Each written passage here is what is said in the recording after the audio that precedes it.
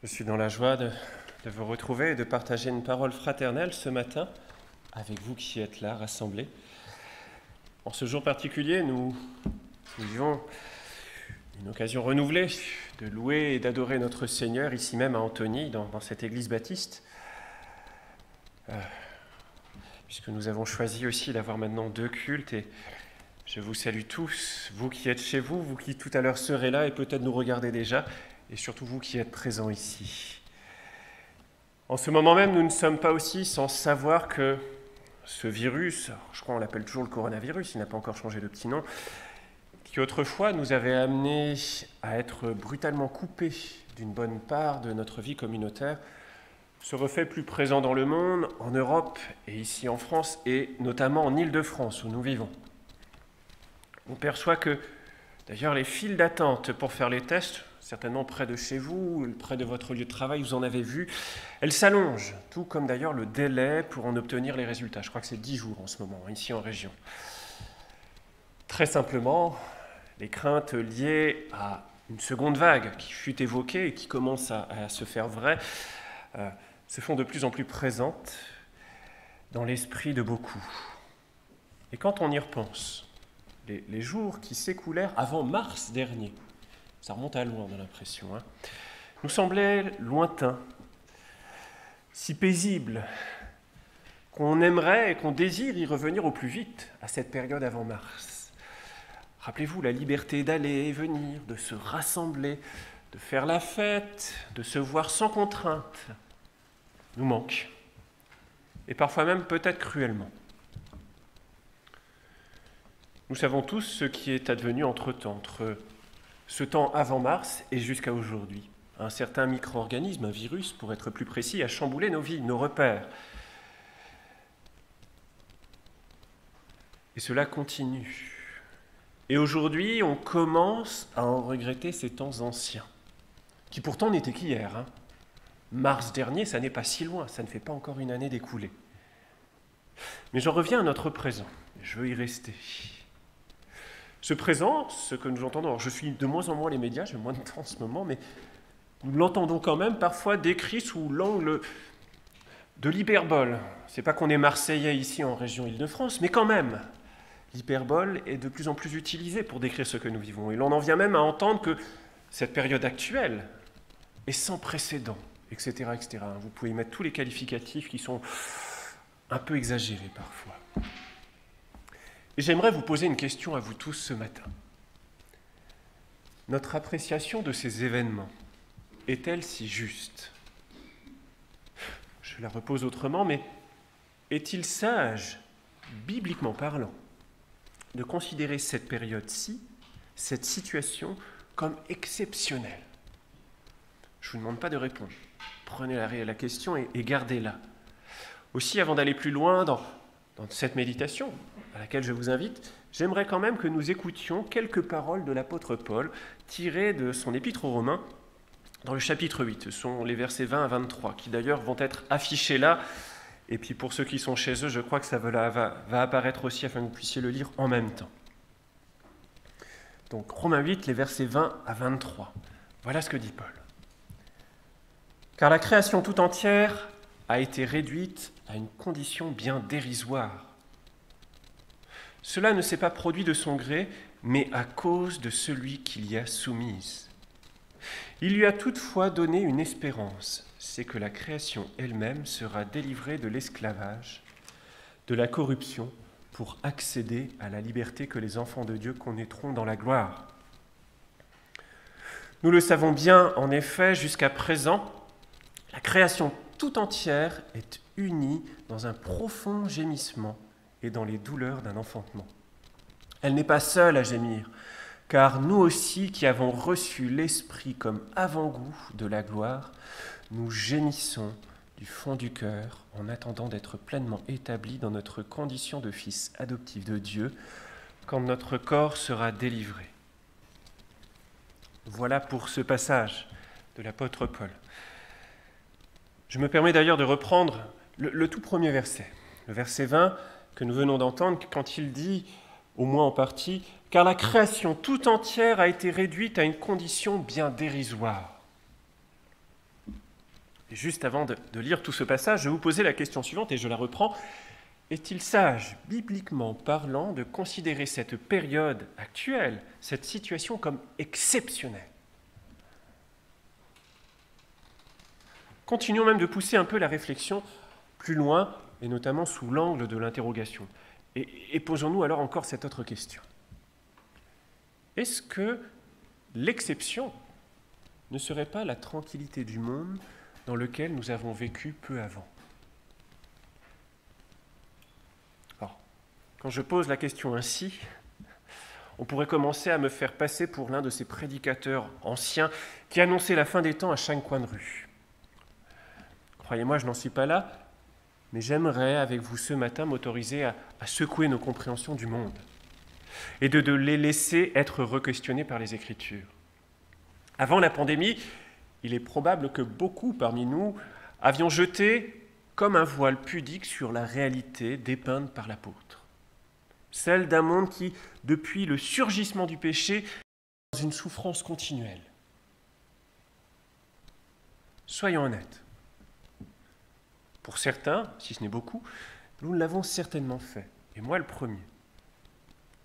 Notre volonté de vouloir échapper à la souffrance nous a amenés sur ce chemin d'un oubli progressif, de l'état dans lequel le monde est depuis toujours, ou presque toujours.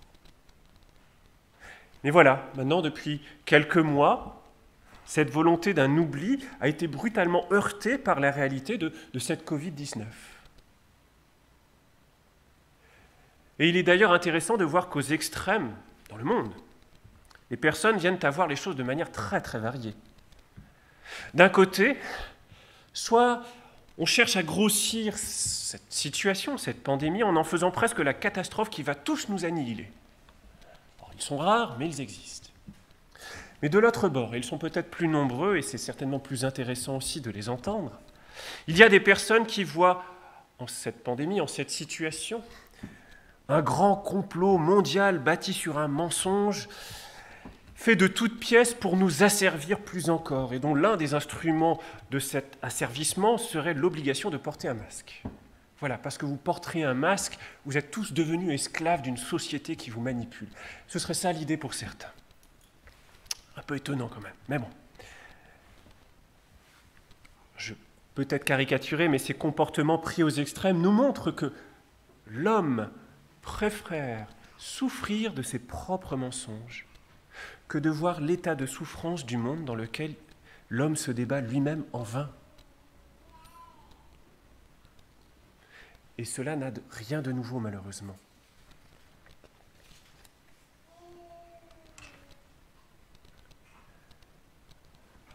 Avec plus de sagesse et de discernement, que peut nous dire, au bout du compte, cette crise actuelle, cette crise sanitaire? Rappelons-nous, avant d'aller plus loin, que des chrétiens ont toujours cru discerner la fin des temps dans toutes les catastrophes qu'ils ont connues au fil des siècles. Et cela depuis que l'Église est. Les grandes pandémies furent d'ailleurs parmi ces grands moments où les chrétiens voyaient la fin des temps être proche, si ce n'est là, présente, maintenant. L'une d'entre elles fut cette peste noire qui ravagea une bonne partie du monde, et notamment l'Europe. Et cela se passa au XIVe siècle, il y a de cela 7 siècles environ. Et c'est loin. Oui, nous pouvons fonctionner ainsi, nous pouvons croire cela. Et à la question que j'aimerais vous reposer maintenant, et je la simplifie, que peut nous révéler cette crise? Je me permets cette réponse pour nous tous.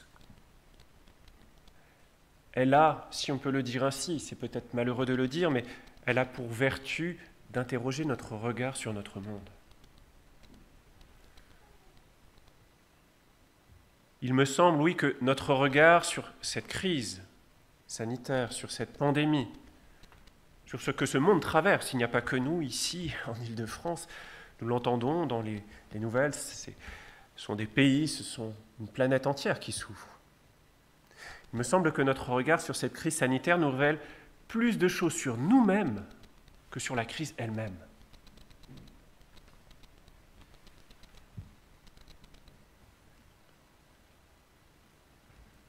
Depuis la fin des années 40.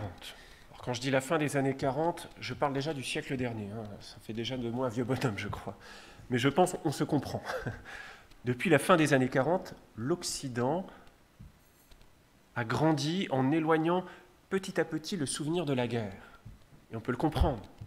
C'était un réflexe de protection pour oublier des blessures fortes. Mais nous l'avons fait.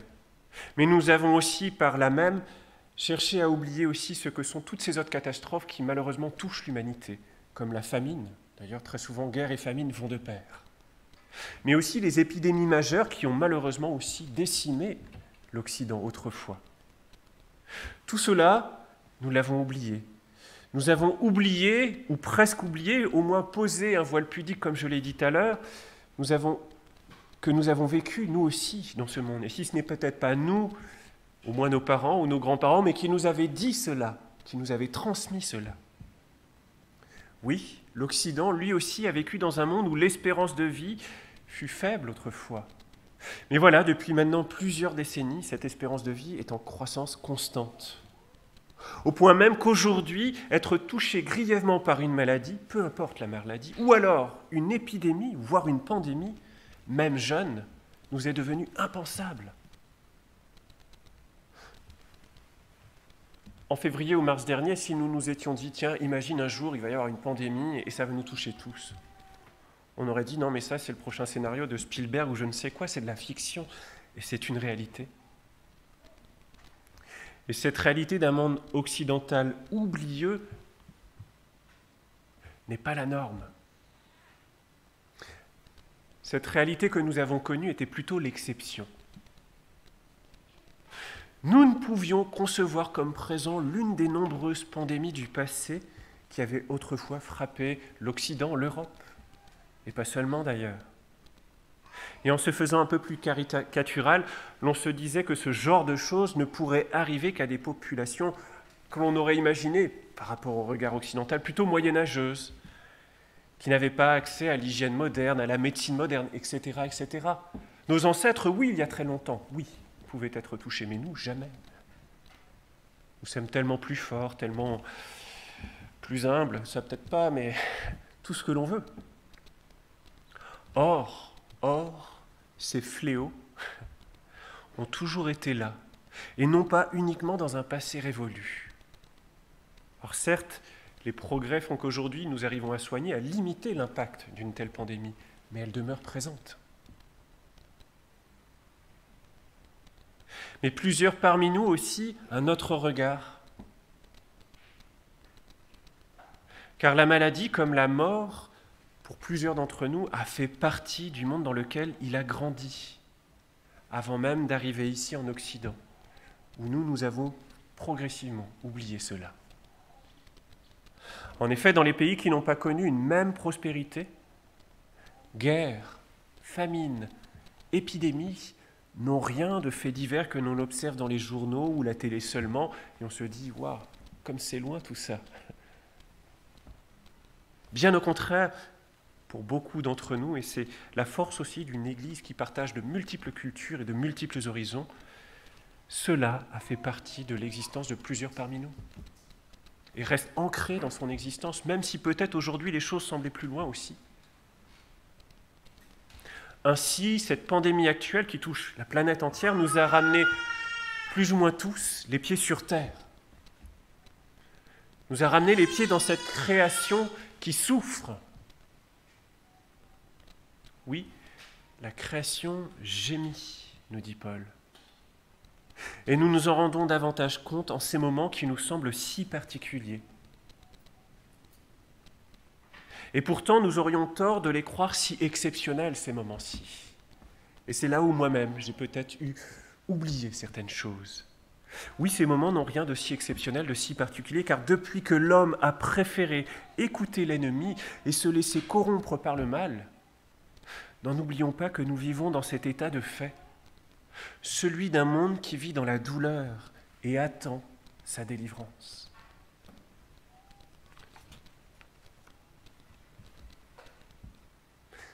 Si notre regard, ce matin déjà, je l'espère, s'en retrouve moins obscurci sur les réalités de notre monde,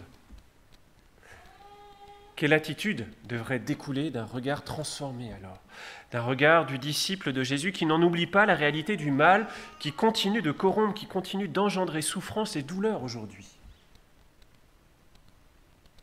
Voilà la question à laquelle maintenant je veux m'attarder, car c'est peut-être la plus importante en fait. L'attitude à laquelle notre Dieu et souverain nous invite est tout d'abord peut-être, par rapport à nos réflexes, à nos oublis, de nous préserver de tout cynisme. En effet, il serait tentant, chez nous peut-être, de banaliser ces souffrances, de ne plus nous en émouvoir. Après tout, il y a une première vague, elle nous a suffi, maintenant on oublie. On veut avancer. Et avec le risque d'en devenir insensible, car cela ne toucherait qu'un voisin, ne toucherait qu'un pays au loin, et de finir même par se dire « à quoi bon, on n'y peut rien, c'est la vie ». Dieu veut nous préserver de ce type de cynisme-là. Et les Écritures nous enseignent bien évidemment de nous réjouir avec ceux qui se réjouissent. Et heureusement, il est facile ou plus facile de le vivre, de se réjouir avec ceux qui se réjouissent. Mais elle ne s'arrête pas en si bon chemin, car elle nous enseigne tout à la fois de pleurer avec ceux qui pleurent. Aussi, prenons garde à notre cœur, afin qu'il ne se ferme pas à la détresse d'un prochain, comme d'un monde qui attend sa délivrance. Que notre communauté de foi, l'Église, ne se ferme pas à la souffrance de ses frères et sœurs de par le monde, comme d'ici, car elle sera amenée à porter le deuil avec ceux qui, pour la mort, est présente aujourd'hui encore.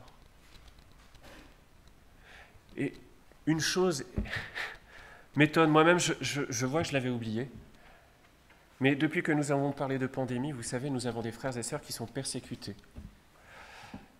Je crains qu'on l'ait oublié un petit peu aussi, cela. Voyez comme parfois notre esprit, peut-être par égoïsme, regarde à sa souffrance personnelle et on oublie que d'autres souffrent et peut-être plus terriblement encore.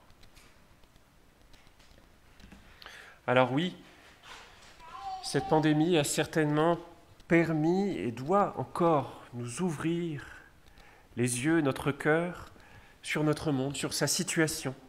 Celle que Paul décrivait déjà en son temps, et c'était il y a quand même déjà un bon moment. Aussi, mes frères, mes sœurs en Christ, et c'est là un peu ma conclusion, mais aujourd'hui comme demain, évitons d'être surpris de voir notre monde frappé par ces fléaux, que sont les guerres, que sont les famines ou même les pandémies. Cessons d'être surpris de cela, ce serait être bien trop naïf. Mais aussi gardons-nous de devenir insensibles aux conséquences et répercussions du mal qui ronge et détruit la création tout entière, notamment à travers ces guerres, ces famines, ces pandémies. Comme les Écritures nous le disent, là aussi, n'en oublions pas de pleurer avec ceux qui pleurent. Rappelez-vous, Christ l'a fait. Il a eu pleuré avec ceux aussi qui souffraient, mais aussi et surtout, et c'est peut-être là-dessus que je veux finir, et c'est ce que je vous demande peut-être plus encore de retenir, en ces temps où voilà, les craintes ressurgissent à nouveau et on sent que ça revient avec force. Les médias commencent à nous le rappeler avec force, et peut-être trop même parfois. Mais surtout, ne nous laissons pas paralyser par ces mauvaises nouvelles. Qu'elles soient ici, tout à côté de chez nous, à l'autre bout du monde, ne nous laissons pas paralyser par tout cela, de tout ce qui semble prendre aujourd'hui une résonance même parfois apocalyptique. Car Dieu ne veut pas que nous nous refroidissions, nous. Il nous veut présents dans ce monde qui souffre. Il veut nous utiliser dans ce monde qui souffre et il désire que notre cœur, lui, ne se refroidisse pas. Il désire aujourd'hui encore que nous puissions, nous, continuer d'être envoyés dans ce monde en souffrance à la suite du Maître. Lui, Jésus notre Roi, qui a ouvert le chemin en venant parmi nous dans un temps fait aussi de grande souffrance. Quand Christ est venu, là où il était, il n'y avait rien de joyeux. Le peuple qui l'a accueilli et qui était son peuple n'était pas dans une situation idéale. Et d'ailleurs, peu après, quelques décennies après, il se révolta au point d'être écrasé par l'empire qui le gouvernait. Oui, Jésus est venu dans un monde souffrant et il nous a montré le chemin. Il nous montre encore aujourd'hui là où il nous veut. C'est ici, aujourd'hui, dans ce monde qui souffre. Aussi que le Seigneur nous prête force et sagesse pour suivre l'exemple de son Fils et d'accomplir toutes choses dans l'espérance de son retour glorieux. Amen.